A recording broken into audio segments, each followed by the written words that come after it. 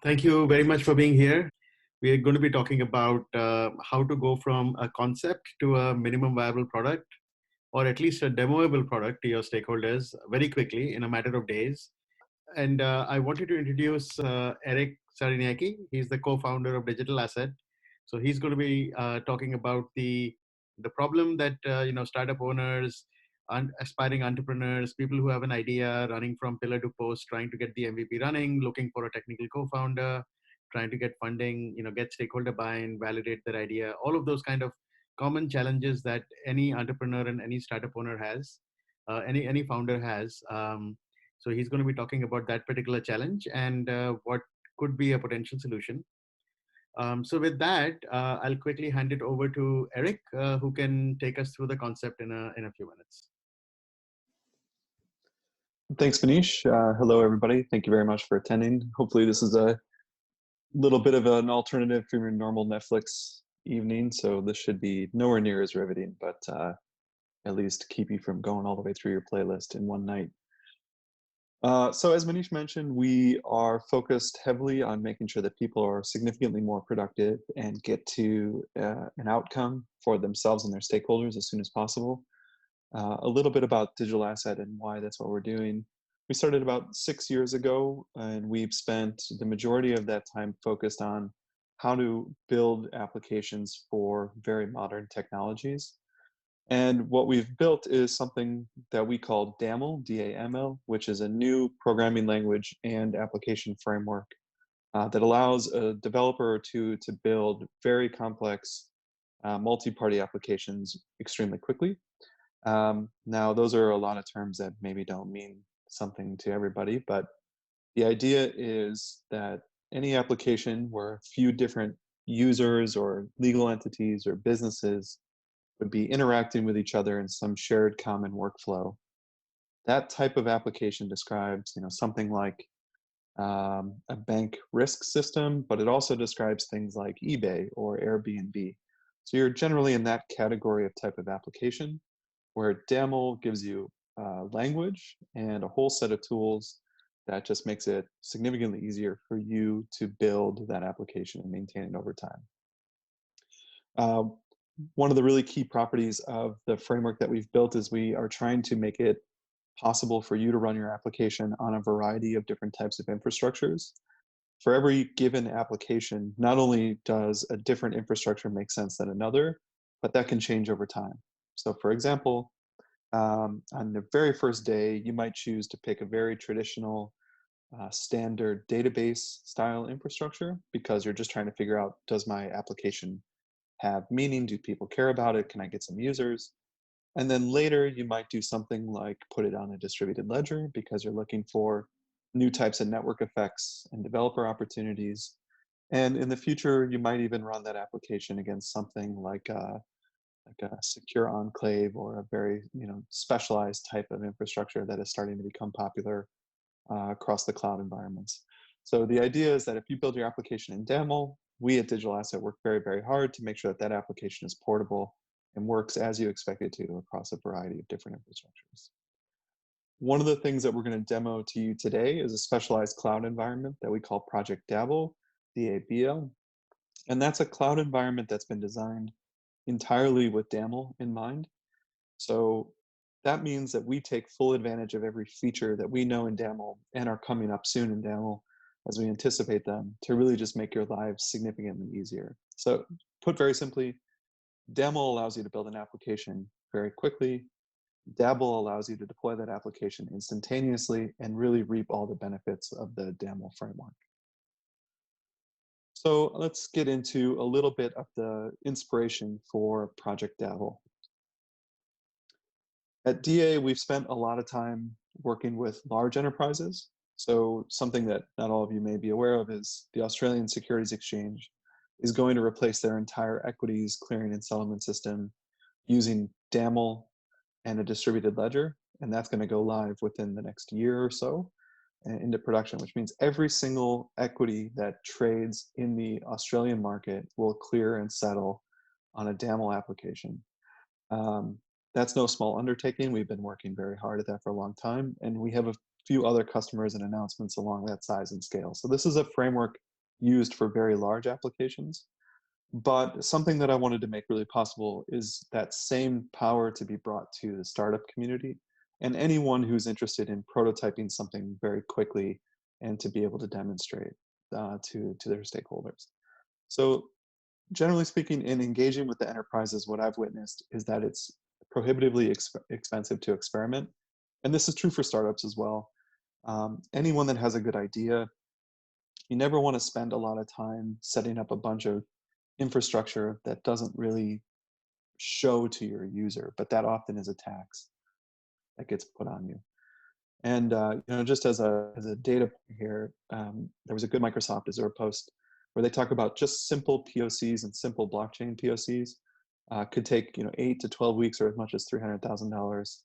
And I think actually anecdotally that might be a conservative estimate. I've seen things that are often 2 or 3 times that, and just to test a single idea.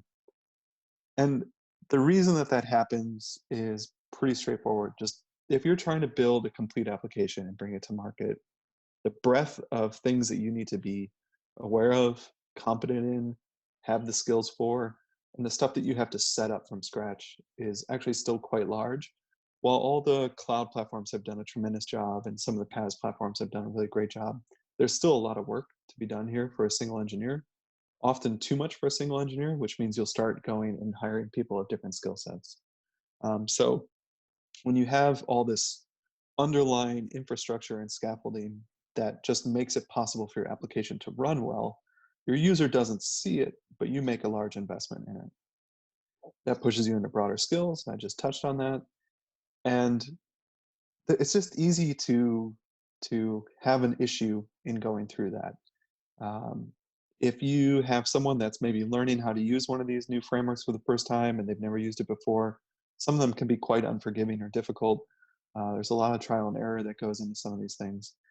And again, you're not delivering features to your users, you're building the underlying scaffolding and supporting infrastructure for what you need to do. And that really messes with your complete timeline. So whether you're a startup and you're trying to get your MVP live as soon as humanly possible, or you're an enterprise and you're trying to experiment, the longer it takes you to get to understand your idea and how do my users engage with my idea, then the longer it takes you to get to production. And also there's a lot that goes into being said about the agile methodology, but one of the things that I think is really positive about it is just the ability to experiment quickly, test, get some feedback, right? So the longer your feedback loops are, the longer your iteration cycles are, then just the less likely you are to have picked the right idea to begin with. And, oftentimes people will say something like, oh, hey, let's do a quick little POC, but they'll only show it to their stakeholders at the very end, because that's only when everything came together and they could finally show something to somebody.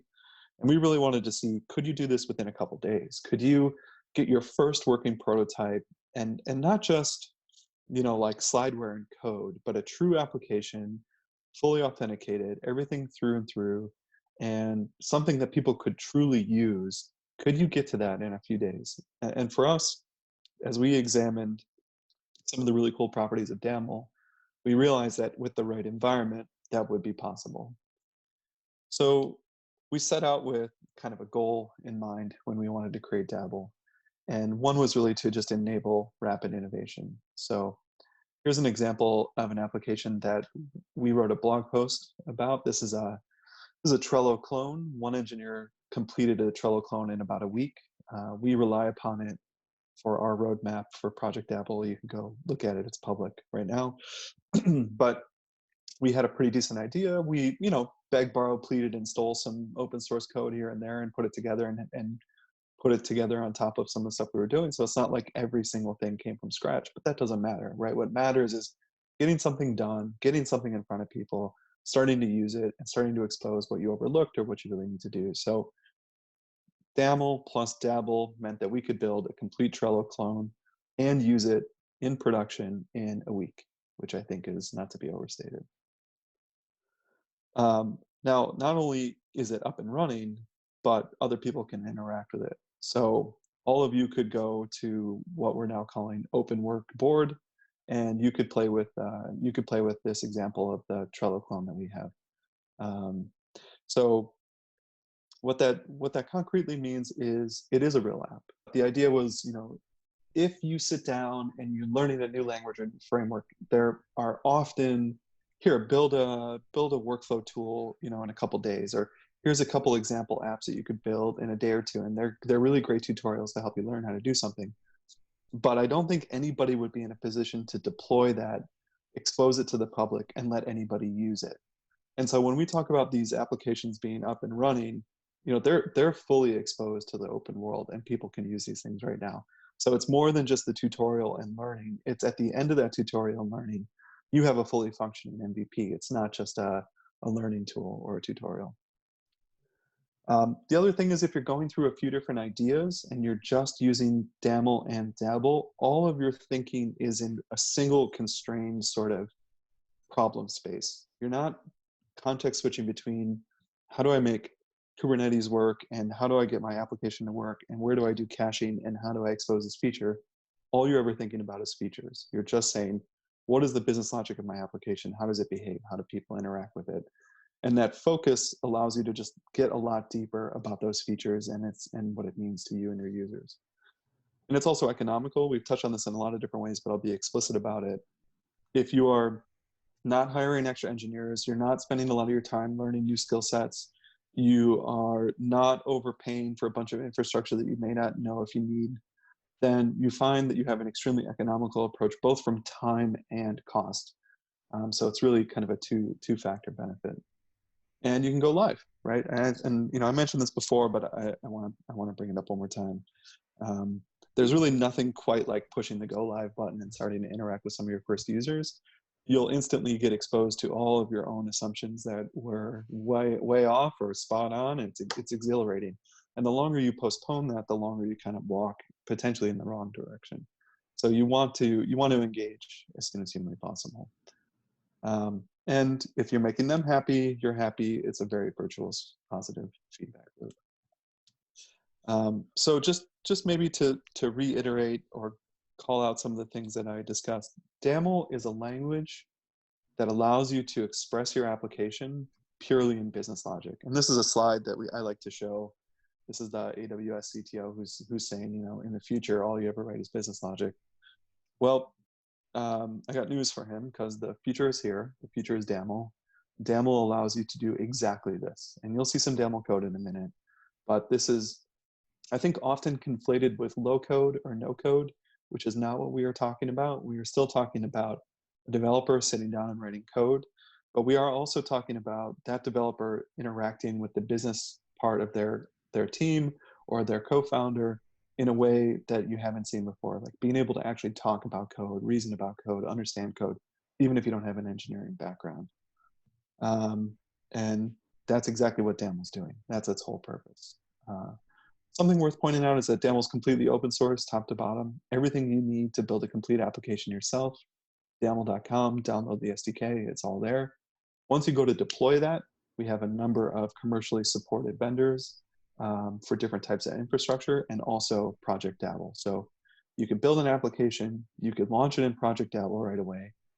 If you're not comfortable using the cloud or you have a specific infrastructure requirement, that application is completely portable against a growing number of commercially supported infrastructures outside of digitalasset. I did see one question, or they're asking, what is the licensing of Daml? Daml is Apache 2. Apache 2.0, completely free and clear for you to use and incorporate in any way that you'd like. And another question that came up was, when I deploy my application on Project Dabble, is it free to start with? Yes, absolutely. So if one of my really big goals for the whole project is that people can download, get started, get all the way into something and see, did this work for them, long before I force them to make an economic decision. Because that often goes hand in hand with your idea. Maybe you think you have a really great idea, but you find that people are willing to use it, but you're not sure how you're going to monetize it yet. Well, you don't want to get stuck in a situation where you're prematurely raising money in order to continue your idea, or having to make a lot of purchase decisions too early. So download the SDK, build your application, deploy it in Dabble. And our goal for Dabble, we haven't found exactly the usage threshold where we would ask people to become paying customers yet. But the idea is that we want that to coincide with as you are starting to gain momentum in production and you know you're going to stay there. So for anyone that's experimenting, anybody that's early in their life cycle, everyone that's kicking the tires, I want to make sure that people can do that without having any economic decision making. Yeah. Another question, Eric, is um, can we use Project Dabble and Daml in our innovation lab or in some pilots as an enterprise? Yeah, absolutely. So we have several different ways that you can engage in Project Dabble. One is you can use it just as is, and you can log in and you can go use it right now. So if you are an enterprise and you're an innovation lab, you're welcome to do that as an individual. If you would like to provide Project Dabble to your constituents in an innovation lab, we also talk to people about how we can present Dabble in a white label way so that it is your product and you're presenting it to your constituents. But it's for everybody. It's for startups that like production. It's for enterprises that are on a stepping stone to a bigger production decision. Could be for innovation labs to run tons and tons of projects and test cases to figure out what's the right thing to do, and kind of everything in between. Okay, perfect. And one last question I'm looking at is this is from David. We were trying to unmute him. So Uh, he says he has a business background, and what kind of developer skill set or expertise would he need to work with Daml, and when he actually gets to the point where he has to develop? I think that the people who take to Daml very quickly already have a functional background in programming. So we've found that learning Daml tends to be quite straightforward and fairly quick for people. I'd say in the first couple of weeks, there's a pretty steep learning curve because the mental model is different, not because the language is difficult, but just thinking about how the application is structured and the architecture is a little bit different. So there are some like very early sort of learning points. But if you blaze through a week or two of putting together a POC, by your second one, I would say that you're going to be extremely skilled. Someone who's comfortable with using more than one language in a given stack, and someone that has kind of deployed something historically, then it should be easy for that engineer to learn Daml and become productive quite quickly. We also do regular training and sort of outreach to the community. We have a Slack channel for people to ask questions. We've been told that the documentation is fantastic. So in terms of the developer type, I don't think you need to have a narrow search. You just need to find someone that when they play with it for a day, they see the point of it and they enjoy it. You'll find that with Daml, you're able to sort of pick up and read the developer code, the code that has been developed by the person that you hire. So myself, I often find it that I can give my Daml code to a BA or somebody who is a subject matter expert, and they'll be able to sort of find some of the the bugs in there having to do with rights and obligations. So it's intended to be read by non-technical people as well. Exactly. Yeah. Thank you, Levi. And I just wanted to add to that. So a developer who understands the business and understands your vision as to what you want to do would be ideal. So it makes it completely seamless for you to go from an idea to a quick demoable prototype that you can start sharing with your stakeholders and get feedback and keep refining it and hopefully get to your product market fit pretty quickly. All right then. Thank you so much, Eric. Any last comments? No, just thank you very much. I know that there's a lot going on right now. People could have given their attention to something else, perhaps more pressing. So I really appreciate that everybody took the time to join us. And please feel free to reach out to us in any way and let us know how we can help you be more successful. Yeah. Yeah. And stay safe, everyone. And yeah, talk to you soon. Bye.